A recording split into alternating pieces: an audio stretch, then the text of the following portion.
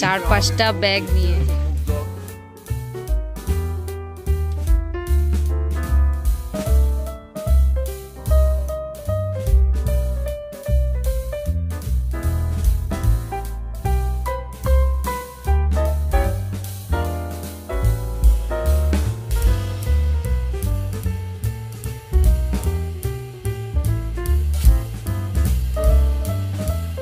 Hello guys, good morning, welcome to my MNT blog. তো এখন বাজে সকাল 7:30। এখন থেকে আজকের ব্লগটা শুরু হচ্ছে।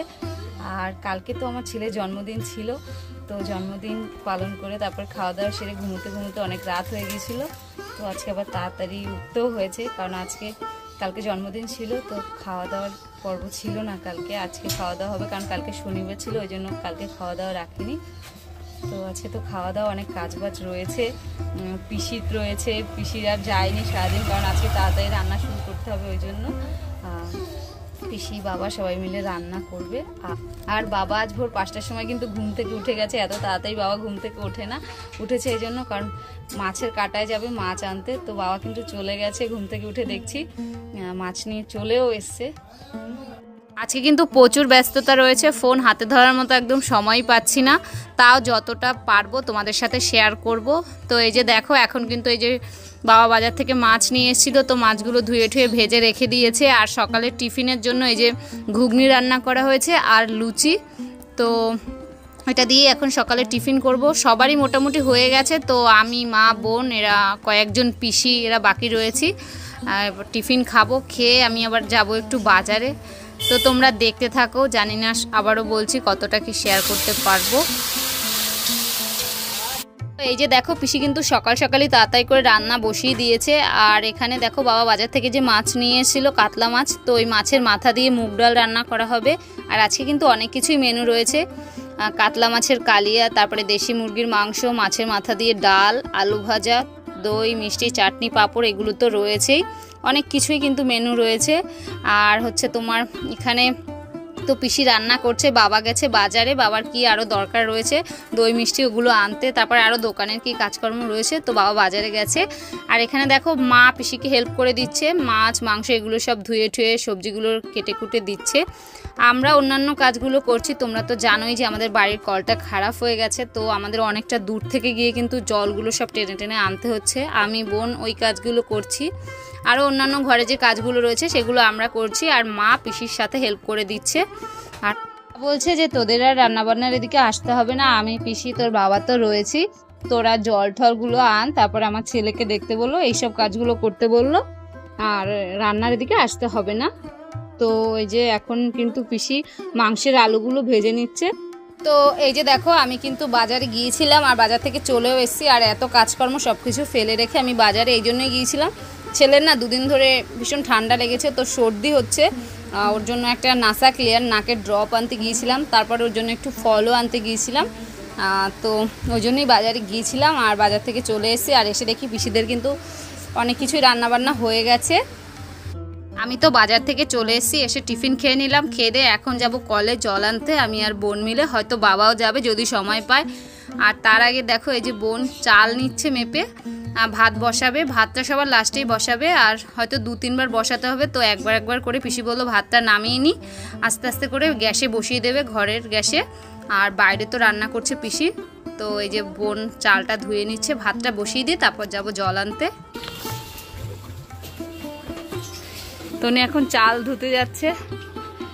আর এদিকে এই যে পিসির মাংস কিন্তু প্রায় হয়ে এসছে, এবার চাটনিটা শুধু বাকি রয়েছে, তাই তো পিসি? আর হয়ে গেছে? আচ্ছা, সেটা দেখাচ্ছি সবাইকে পরে। রান্না বান্নাও কিন্তু প্রায় হয়ে এসছে, শুধু মাংসটা হলেই হয়ে যায়, আর ভাতটা।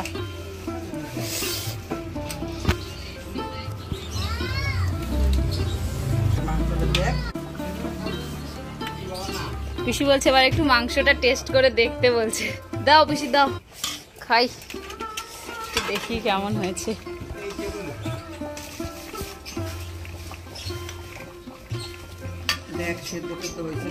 ওই মাংস দিয়েছো কেন?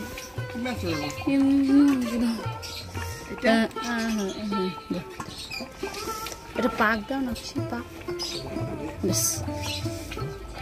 ঝোলটা দেখ তুই, আর মাংসটা সেদ্ধ হয়েছে বাবারে দি। ও বাবা না, তুমি টেস্ট করো না, একটা মুখটা তুমি টেস্ট করো। করো না, তুমি রেগে যাচ্ছ। নাও, আমি নিয়ে যাচ্ছি এখন গামলাটা, পিসি মাংস নামাবে। জাস্ট একবার মাংসের কালারটা দেখো, একদম ঘরোয়া স্টাইলের দেশি মুরগির মাংস।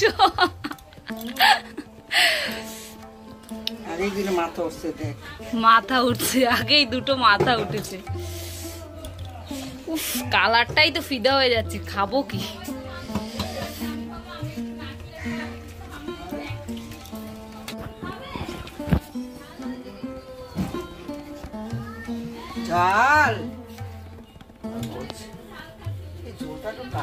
না না না না,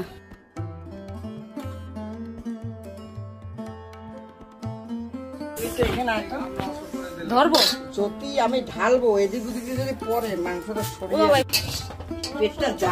তো আমি আর বোন মিলে কিন্তু জলগুলো সব নিয়ে এসেছি, আর তোমাদের সাথে শেয়ার করতে পারিনি কারণ অনেকটা ব্যস্ত ছিলাম। বুঝতেই তো পারছো, অনেকটা দূর থেকে গিয়ে জলগুলো আনতে হয়েছে, আর বাইরে কিন্তু প্রচণ্ড রোদ রয়েছে, তো অনেক কষ্ট হয়েছে জলগুলো আনতে। আর এসে দেখছি পিসি রান্নাবান্না সব কিছুই হয়ে গেছে, গুছিয়ে রেখে দিয়েছে। আর হচ্ছে চলো দেখিয়ে দিই। তো কাতলা মাছের মাথা দিয়ে মুগ ডাল, তারপরে হচ্ছে আলু ভাজা, তারপরে কাতলা মাছের কালিয়া, দেশি মুরগির মাংস, এগুলি হয়েছে, তোমাদের তো আগে বলেছি। আর এখানে দেখো এই যে স্যালাড ট্যালাড সব কিছু রেডি করে রেখেছে। এটা কিন্তু বোন জল এনে তারপরে স্যালাডটা কেটে রেখেছে। আর এখানে দেখো পিসি পাঁপড়গুলো ভাজছিল। আর তারপরে এখন কিন্তু এই যে খেতেও দিয়ে দিয়েছি সবাইকে, এখন প্রায় 2টো বাজে, তো এখন খেতেও দিয়ে দিয়েছি সবাইকে। আর এই যে আমাদের দোকানের ভাইটা আমার ছেলেকে একটু দেখছে, আমি ভাইকে বললাম যে ভাই ওকে একটু দেখো, আমি এদিকে একটু কাজকর্ম করছি। তো আমার ছেলের কাছে ওকে বসিয়ে রেখে আমরা ওইদিকে কাজকর্ম করছিলাম। তো এই যে এখন সবাইকে খেতেও দিয়ে দিয়েছি কিন্তু, কারণ ঘরের মধ্যে তো অল্প একটু জায়গা, তো অল্প অল্প করে সবাইকে আস্তে আস্তে করে খেতে দিয়ে দিচ্ছি। আর একবারই তো সবাইকে খেতে দেওয়া সম্ভব না, যেহেতু আমাদের ঘরের মধ্যে খুব একটা বেশি তো জায়গা নেই। আর এই যে জেঠু বড় মা, ওরা ভাই বৌদি ওরা সবাই খেয়ে নিয়েছে। আর তারপরে এখন এই যে দাদারা সবাই বসেছে। আর সবার খাওয়া দাওয়া তো শেয়ার করতে পারিনি, কারণ সম্ভব না, বুঝতেই তো পারছো। তো এই যে এখন দাদারা খেতে বসেছে। সকাল থেকেই কিন্তু মা, বোন, পিসি, বাবা সবাই মিলে অনেক কাজকর্ম করেছে। তো এখন ঘড়ির কাঁটায় বাজে বিকেল 5টা, এখন বসেছে দুপুরবেলার ভাত খেতে। তো মা এখনো বসতে চাইছিল না, আমি জোর করে মাকে বসিয়ে দিয়েছি। মা আমাদের সাথে খেতে চাইছিল, আমাদের এখনো খাওয়া হয়নি, আমি, বোন, তারপরে বাবুর বাবা। আমরা একটু পরে খাবো, কারণ আমি আর বোন যাব এখন টাইম কলে জল আনতে। রান্না বান্না হয়েছে, তো হাঁড়ি কড়াই এগুলো না, রান্নার কড়াই টড়াই এগুলো রয়েছে, তো ওগুলো ধুতে হবে, তার জন্য জল আনতে হবে। তো জল এনে ফ্রেশ ট্রেশ হয়ে তারপরে আমরা খেতে বসবো। ওদেরকে এখন খেতে দিয়ে দিলাম, দিয়ে তারপরে আমরা যাব জল আনতে। কি হয়েছে মা বলো? খাক না একটু টুকটাক।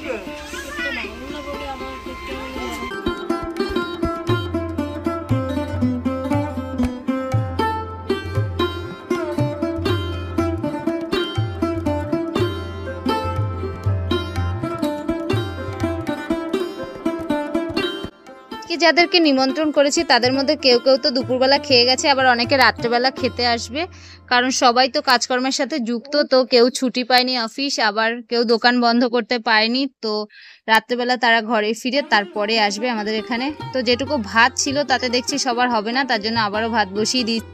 অবশেষে সব কাজবাজ সেরে ফ্রেশ হয়ে আমরা কিন্তু এখন খেতে চলে এসেছি।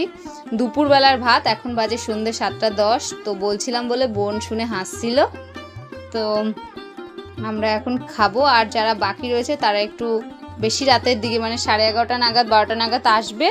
তো আমরা খাবারটা খেয়ে নিই। ভয়েস ওভার দিচ্ছি বলে বলছি, জন্মদিনের রান্নাবান্না খাওয়া দাওয়া কিন্তু খুব সুন্দর হয়েছিল, বিশেষ করে মাংসটা আর ডালটা এক কথায় বলতে গেলে অসাধারণ হয়েছিল। আর যারা যারা খেয়েছে এখন পর্যন্ত, তো তারা সবাই কিন্তু বলেছে ডাল আর মাংসটা সত্যিই খুব সুন্দর হয়েছিল। মাছটাও ভালো হয়েছে, কিন্তু ডাল আর মাংসটা বেশি ভালো হয়েছিল। ভাত খেয়ে উঠে কিন্তু একটু সময় বসতেও পারিনি, সাথে সাথেই এখন আমরা চলে এসেছি বাজারে, আমি আর বাবুর বাবা।